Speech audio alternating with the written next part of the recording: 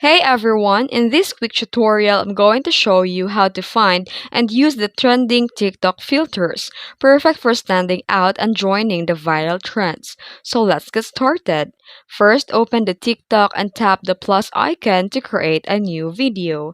Then here, tap the effects. Then go to the trending tab. Or type the filter names in the search bar like bold, glamour, AI, yearbook, or 90s filter or retro.